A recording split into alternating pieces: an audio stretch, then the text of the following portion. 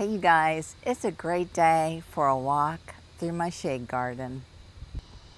My shade garden runs about halfway down the back of my backyard up to and including part of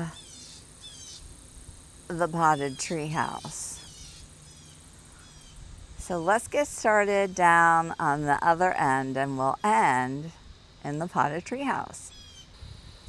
Right here, one of my favorite host plants in my collection is a tree, and it's the sassafras tree. This beautiful tree is deciduous and it actually gets fall coloring before dropping its leaves. It's such an awesome addition. It is very happy here in the understory setting of my backyard butterfly garden, and it is the host plant to lots of butterflies and moths. For butterflies, the spice bush swallowtail, the tiger swallowtail, and the palomede swallowtail, and the moths, Promethea, imperial, Io, and silk moths. If you're thinking about adding a sassafras to your butterfly garden, fall is the ideal time to get it in the ground. That way it has a little bit of time to get its roots established before going through its period of dormancy.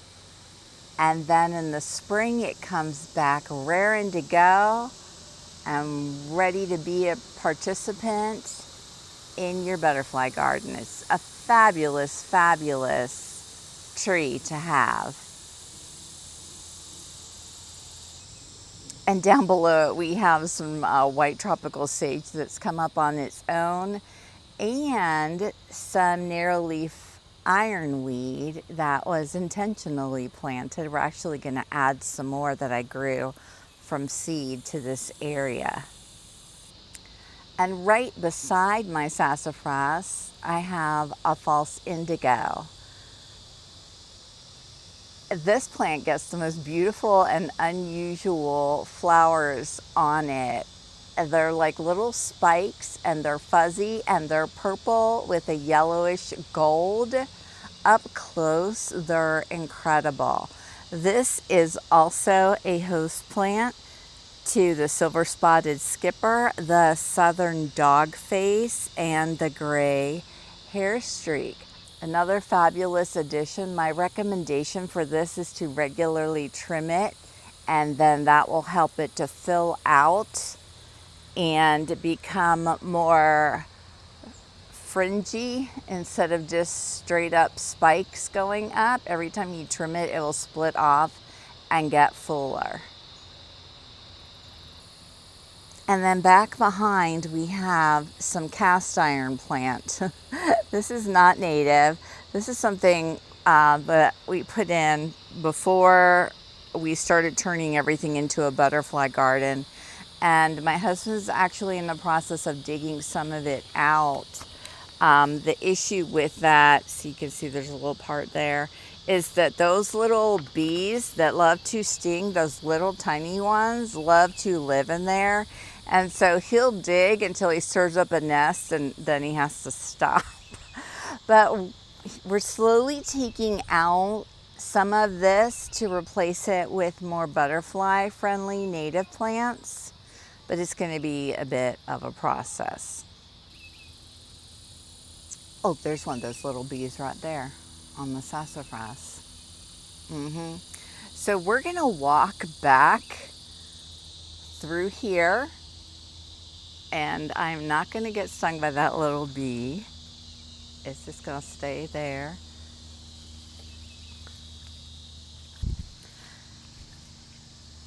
And come back to see one of my favorite plants in my garden. This with the gorgeous red stems is American pokeweed, and it is extremely beneficial to wildlife because it gets berries, and it is just beautiful. I do not know why we don't hear more about this, but I love it. Here you can see some of the flowers and the berries. But the red stem, now this one's looking a little rough, but it's filling out and coming back. These came up on their own back here. And I just absolutely love it. I have one on this end, and believe it or not, there's one that's come up in the corner of the other end. And then right beside it, that little plant right there is a deerberry that is a host plant to the red spotted purple. And then we have some old viburnum bushes, you know, the ones that run across the whole back of our property. And this cast iron plant that also has bleeding heart that you can never get rid of, growing all through it. And that's my husband's fun thing to take care of. So that's what we have here in this corner. And I'm gonna head out. We have our bird bath back here. This bird bath is beloved by our birds. They love to hop down on the trunk of this oak tree and then take a bath, and it's the cutest thing. There's more cast iron plant over here. We're leaving that for now. And then back behind it, oh my goodness, is my monstera. This is not native, this is an exotic. I love the huge leaves. I love the pattern. And look, it's so happy back here in my shade garden. You look at how many leaves are back in there. And of course, there's some bleeding heart growing in there too, because you can't get rid of it. And then right here's a little tropical plant.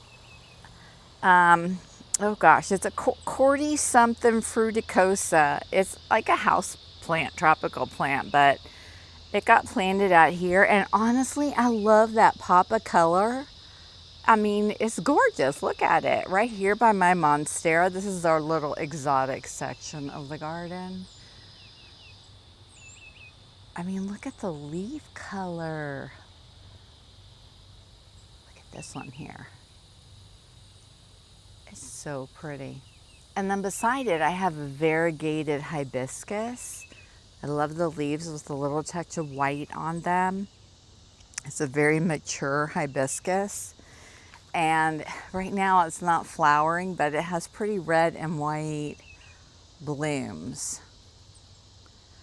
And then of course a bunch of border grass going down and around to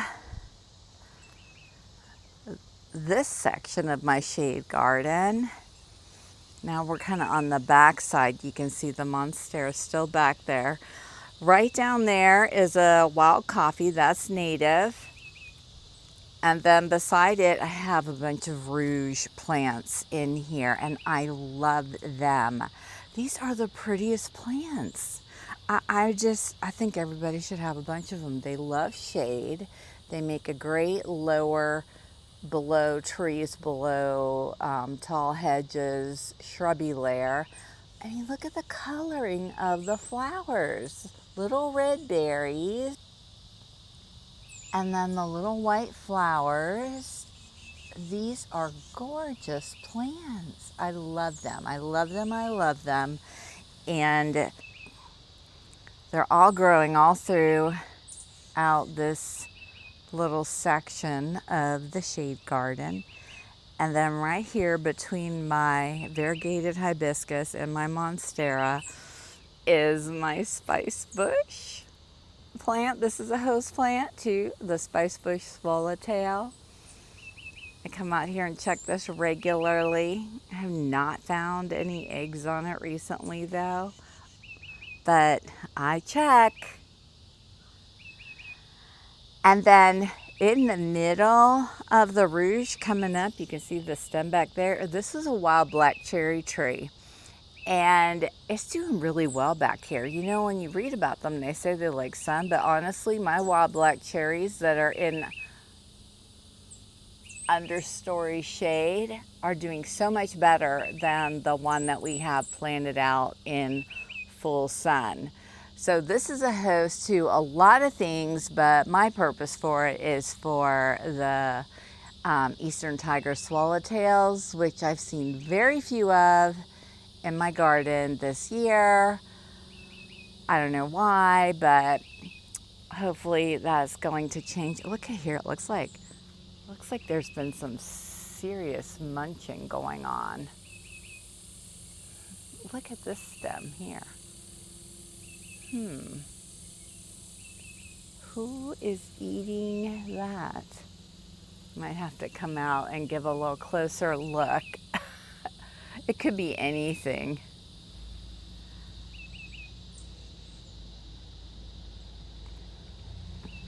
And then back there, you can see there's a plant that has like a little stem coming off this way.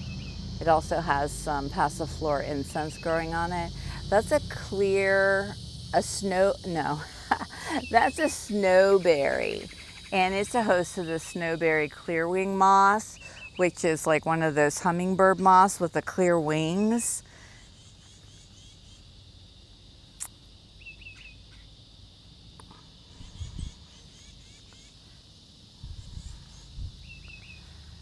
And I also have one of my pawpaw trees planted in here, waiting ever so patiently for the zebra swallowtail. And there's a huge, gorgeous beautyberry right here at the corner, right before we go up into the potted treehouse. It's absolutely beautiful. The berries are gorgeous. Birds love them. It's also a host to, I want to say it's a host to the snowberry clearwing moth too. I'll have to check that and see. And then right up front, a bunch of frostweed. Now, this frostweed is so interesting because frostweed gets really tall, but this doesn't look tall, does it? Because it's actually growing out of this pot here. And the stems are literally running across the ground and then they're turning up, which we were going to try to fix, but we actually like how it looks because it looks like they're just all nice and low. And they are getting ready to bloom, and they're such pretty blooms. White flowers. You can see there's one on there that's really close to blooming. So all the plants that I talked about back in here, besides the monstera and the variegated hibiscus, are Florida natives. The wild coffee, the Rouge plant, the wild black cherry, the frostweed. There's a caladium right there. That's not native. And the pawpaw tree and the beautyberry. Those are all Florida native plants. Right here, it's looking kind of sad right now. We just bought a viburnum I have to go look, the scientific name. It's a Florida native viburnum. It's still in its pot and it needs a drink. But it's gonna get planted in here and it's got the most beautiful berry. It's like this deep gray purple berry. It makes such a statement and I'm so excited to be adding that. That plant we got from the nursery. Okay, let's head on over here. Look at my elephant ear. I'm gonna show you what I showed my members last week in their video. It's like a little hidden cove back there behind my elephant ear plant. Let's just take a quick pause right here to remind you to tap the like button. Okay, let's go up into the potted treehouse.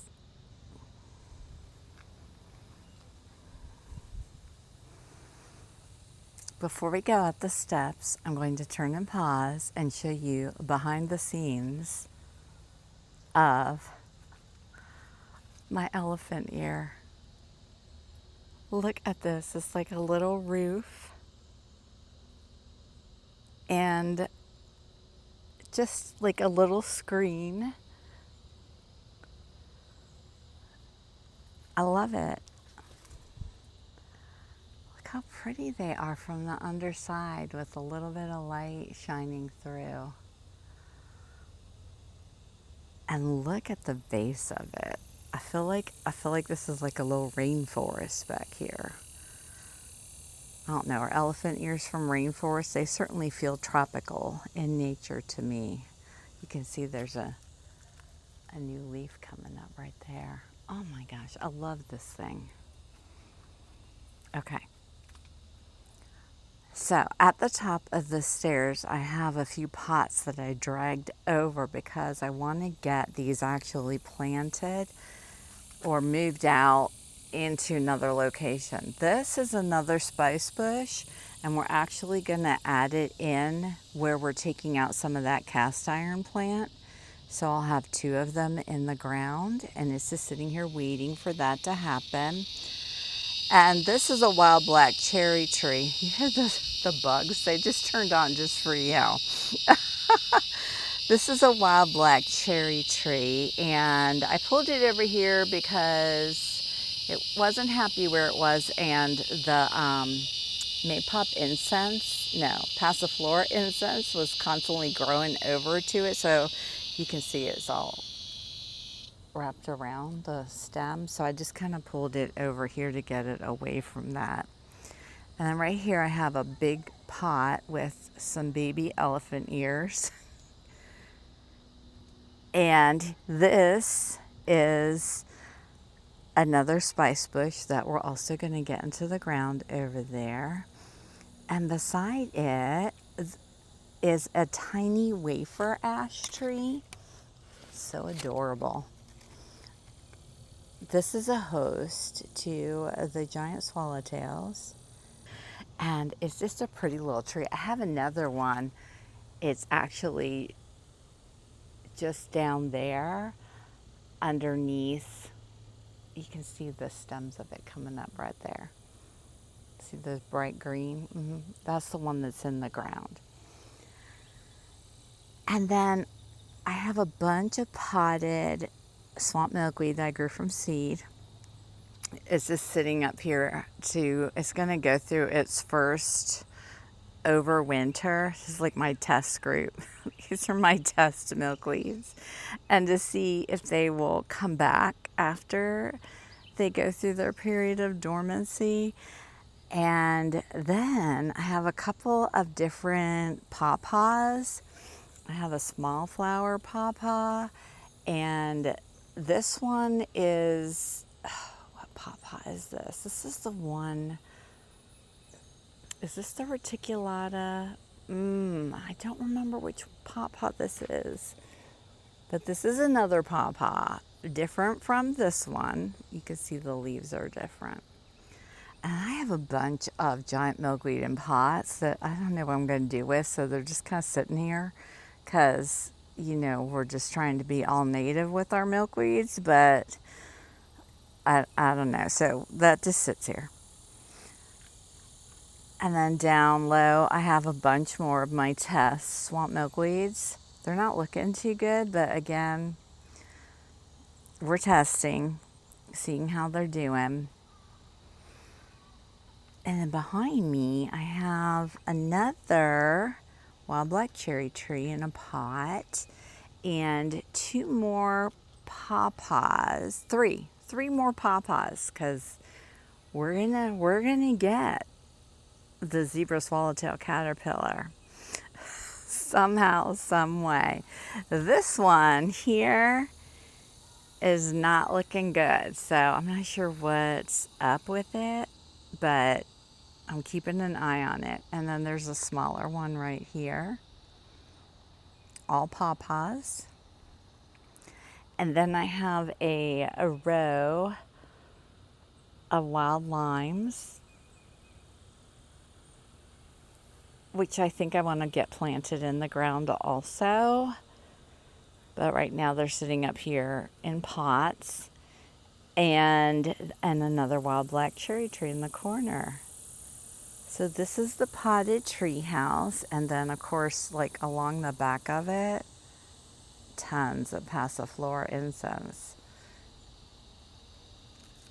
It's all growing up the tree here. So I have to come up and like get to it because it tries to grow across the little walkway here. Let me back up so you can see a look at the tree house from like the whole scope.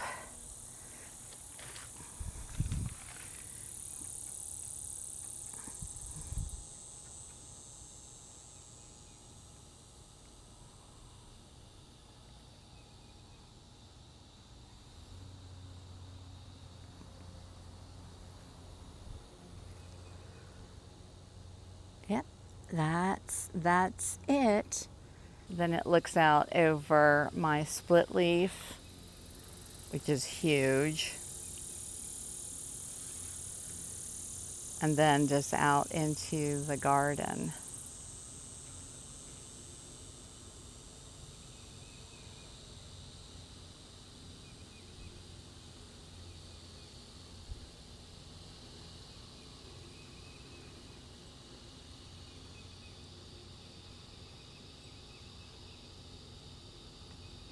So I hope you enjoyed this little tour of my shade garden. Maybe you have a shady area in your garden, and maybe some of these host plants I've talked about will inspire you to look for them and add them to your shade garden, because you know, not all butterfly host plants need full sun, and it's just a fun way to incorporate butterfly plants in all areas. Thank you for watching, and I will see you in my next video. If you feel like shopping, go check out my new Amazon storefront. The link is in the description section. And if you want access to more videos, join the Milkweed Crew. Information for that is also in the description. Bye-bye.